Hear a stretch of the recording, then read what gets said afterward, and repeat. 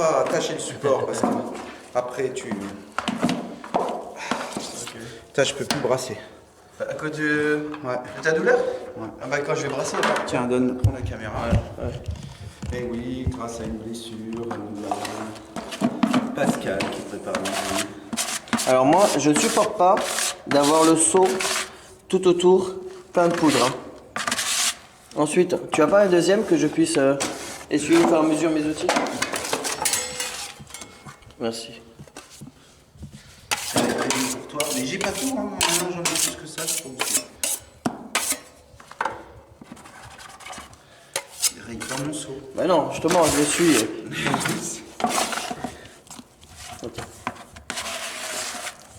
Ok. Faut bien malaxer, mais bon, voilà. Ok. Ok. Ensuite, par contre, comme les parties où il y a moins de produits, ça sèche, tu réunis tout dans un endroit pour qu'il y ait de la masse à un seul endroit. Comme ça, l'ensemble reste stable. Ok. Voilà. Voilà. Pour le principe. Voilà, on est parti.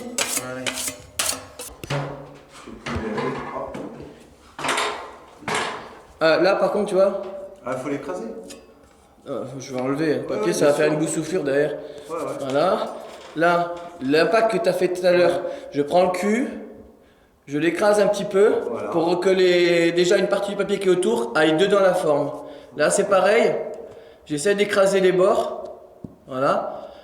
Comme ça, je recourbe vers l'intérieur. Ce qui fait qu'après, quand on va apprendre, on va affleurer tout de suite. Voilà, pas besoin d'en foutre partout. Il faut laisser un peu de matière. Toi, tu fais comment? Ouais, à peu près comme ça. Parce que si tu laisses pas un peu de matière, au moment du séchage, il va y avoir un peu de retrait et il va t'en remanquer, tu vas le revoir. Ouais. Voilà. Mais ça sert à rien non plus de mettre la grosse bosse, quoi. Et je t'ai vu une vidéo où je te montre comment je retouche après peinture. Parce que selon le type d'enduit qui blanchit, moi, je place toujours un petit bout de scotch à côté. Ah ouais, mais là, t'as pas besoin. Bah oui, là on va le Ça voir. va se voir. Là, on va Puis le voir. tu vas voir comment on fait. Voilà. Mais je te laisse un lien à côté. J'ai fait une vidéo où je vous montre. Je place des petits bouts de scotch à côté. Ça évite d'avoir à rechercher partout. Parce que des fois, tu as des enduits de retouche qui finissent extra blancs. Ouais. Tu as fait une sous-couche qui finit extra blanc. Genre sur du plâtre, au lieu de faire sur du plaque de plâtre. Ton fond est déjà blanc. Ouais, tu fais ta sous-couche, tu vois rien. Donc du coup, tu... Voilà. Quand ça a besoin quand ça a besoin d'une... Quand tu veux faire localement, tu vas faire comme ça. Ok, on va faire... Voilà. Vas-y. Tu reposes lui. Tiens. Bon, alors sur une maison comme ça, il y a des choses qui vont se voir et d'autres qui vont pas se voir. Par exemple, les intérieurs de placards, ils vont pas se voir. Mais tu as des murs comme celui-ci où du fait que tu as une fenêtre ici, il va se créer des lumières rasantes. Donc il faut faire une attention particulière sur ces murs-là, où les défauts vont ressortir. D'accord? Je te rappelle, c'est une finition B. Il y a des défauts naturels qui sont on pourrait laisser comme ça. Mais le client, il ne voit pas de cet œil-là. Voilà, donc on va faire, en fait, les parties importantes, c'est celle-ci. Les parties moins importantes, c'est celle-là. C'est-à-dire que le défaut minime va ressortir sur celui-là. Le défaut minime, tu le verras jamais sur celui-là. Parce que le soleil ne viendra jamais en lumière rasante sur celui-là. Sur ce mur-là, sur ce mur-là. Donc les murs importants sont celui-ci. Parce que la baie vitrée et la fenêtre, le matin, tu peux avoir une lumière rasante. Celui-ci et ce petit bout-là. Ça, c'est les trois murs importants. Tout ce qui est face à une lumière. Tout ce qui pourrait recevoir une lumière rasante. Donc ça ne veut pas dire que les autres, tu les négliges. Ça veut dire que ceux-là, tu fais du plus. Et les plafonds, parce que les plafonds, c'est sur lumière rasante. Voilà, donc maintenant ce qu'on va faire, on va sortir un appareil, moi ce que je te propose dans cette vidéo, c'est qu'on traite que ce mur. Comme ça, et après, Pascal va filmer quelques bouts dans d'autres pièces, à gauche, à droite, mais on fait ce mur-là parce que ça évite de déplacer le matériel et tout, et après ça va prendre beaucoup de temps. Donc pour faire une bonne révision, moi j'utilise une lampe de chez l'Outil Parfait, je sais plus son nom, je crois que c'est l'Ergolis ou un truc comme ça. C'est ça. Hein, non, Ergolis c'est une gamme, je crois. Ouais, je crois que ça fait partie de la gamme Ergolis. En fait, ici, tu as des LED, tu as 3 LED, tu as un système de caoutchouc que tu poses sur ton mur ou ton plafond, tu peux la mettre dans les deux sens, et en fait, ça te permet de voir les défauts. Ouais. Alors, ce qui est bien, c'est quand ça, c'est l'ancien modèle, il y a un nouveau modèle. Ah ouais? Ouais. Bah, je savais pas. Ça fait longtemps que j'ai pas regardé le catalogue Outils Parfait. Et puis en plus de ça, bon, maintenant je suis équipé, je travaille avec ça, mais bon, voilà. Donc en fait, tu peux régler ta lampe sur différentes longueurs, tu vois. Ici, au milieu ou en bas. Voilà. Donc, et ça ne scanne pas ton mur. Hop, là tu clipses.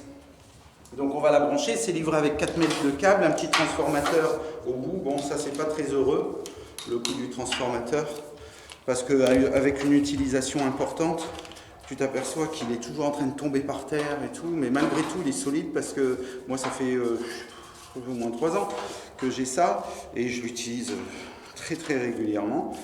C'est quand même solide, mais le petit transformateur aurait été en haut, c'était pas plus mal sur le produit. Donc tu vois, on va le brancher. Donc ça c'est les conditions extrêmes. Donc dans les DTU, tu ne fais jamais de réception. Tu fais jamais de réception.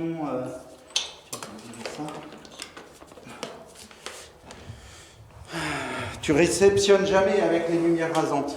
Dans les DTU, quand tu réceptionnes une maison, c'est avec une lumière naturelle ou une lampe derrière toi à 2 mètres du subjectile maximum, avec une lampe de 100 watts. Mais pas 100 watts halogène, 100 watts classique, un filament classique. Ouais. Les halogènes sont interdits. C'est-à-dire que le client qui arrive et qui dit « Ouais, mais là, il y a une petite erreur. » Ça ne marche pas. Les DTU, c'est à 2 mètres.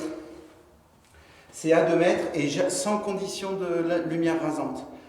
Donc c'est une lumière de 100 watts qui est projetée sur le mur et tu regardes à 2 mètres si tu vois des défauts. Si tu vois des défauts, par exemple là-bas, ça compte pas, parce que là-bas je suis sur un angle de 60. Donc si tu vois le défaut là-bas, tu reviens ici à 2 mètres, tu le vois ou tu le vois pas.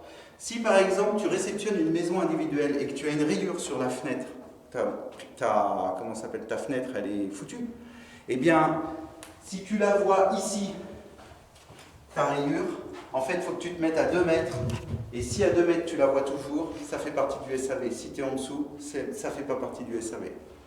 Il y a des choses comme ça où les défauts, ça ne sert à rien d'aller sur le mur en disant là, il y a un défaut et tu mets un post-it. Oh, hey. Il dit ça, c'est parce que hier on en a discuté. J'ai des clients, des fois j'arrive le matin, ils mettent des post-it partout sur le mur pour dire j'ai vu ça.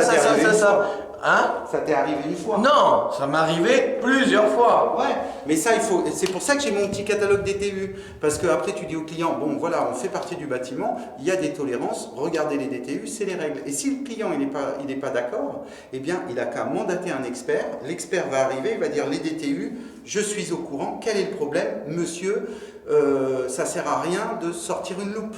Tu vois, donc je te dis, moi le mec il était avec sa lumière rasante, il s'est posé contre le mur comme ça, et il fait oh regardez quand on se met comme ça, et il avait la lampe à LED comme ça contre le mur, il fait regardez quand je fais ça, on voit un défaut. Je dis monsieur, éteignez la lumière, mettez-vous comme ça là, regardez, on est dans la vraie vie, votre mur, vous passez votre mur en train de longer les murs. Je dis non, bon bah alors on voit quelque chose, non, bon bah on voit quelque chose quand vous avez une lumière, non, bon bah alors pourquoi vous faites ça? Ah voilà, mais bon c'est... Donc la lumière rasante c'est les pires des conditions.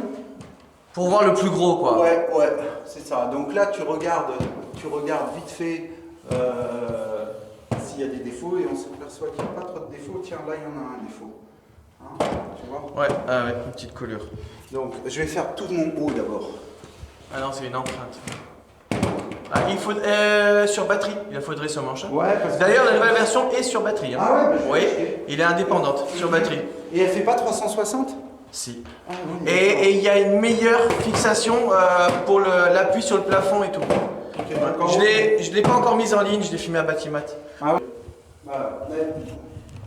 Ok, donc tu vois, alors dans cette maison, toi tu ne l'as pas vu, mais putain, le mec qui a fait la chape, et encore ça va, bref, on va pas rentrer dans les détails, mais à la place de mettre son film ici, il l'a claqué ici.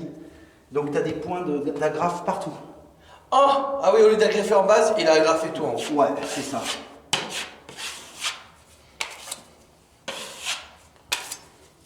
Voilà, donc en fait, tu vas avoir des points d'agrafe partout. Super.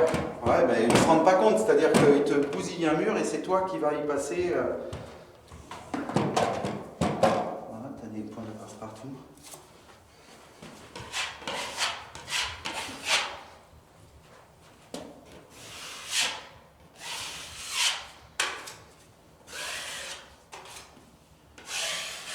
Spatule inox, hein. Ah ouais. Pas acier, parce que si tu fais ça avec une spatule acier, tu vas laisser des traces noires sur la peinture blanche, un truc de dingue. Hein. Et je suis à la recherche d'une spatule ayant la résistance de ce genre de spatule, mais en plastique, s'il vous plaît. Parce que ça m'est arrivé aussi de faire des traces noires Où est-ce qu'elle était la trace? par appui.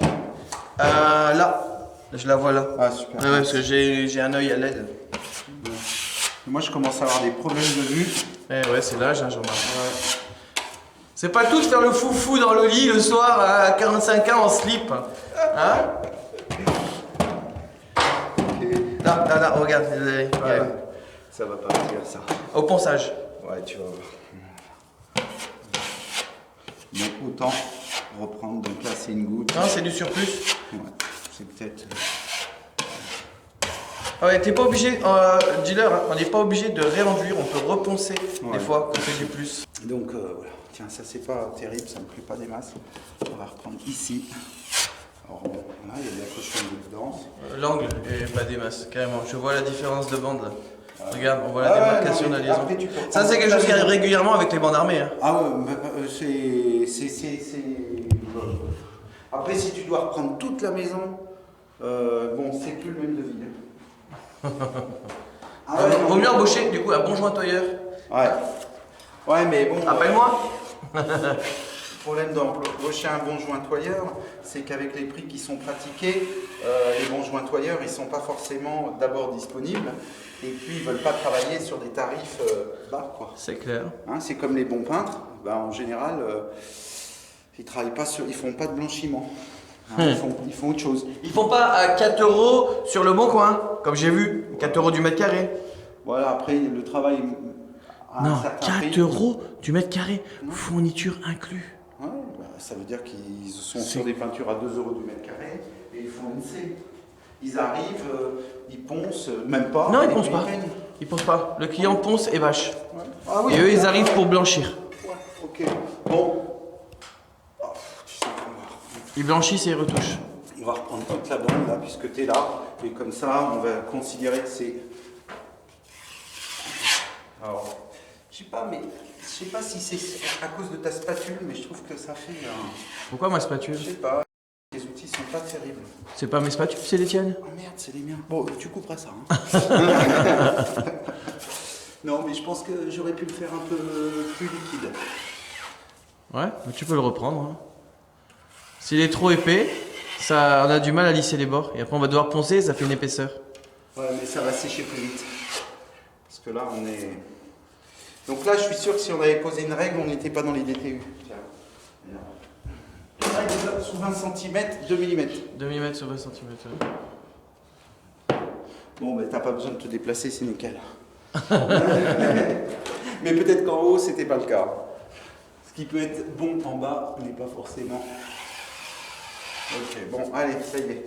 T'as vu à peu près. Ça me. Ok, on a vu le représentant, on a vu un surplus, on a vu une rayure, tu as donné 2-3 indices, Ouais. on a vu la lumière. Maintenant, je vais avancer dans la maison. Ouais. Et on revient vers toi quand on attaque la finish.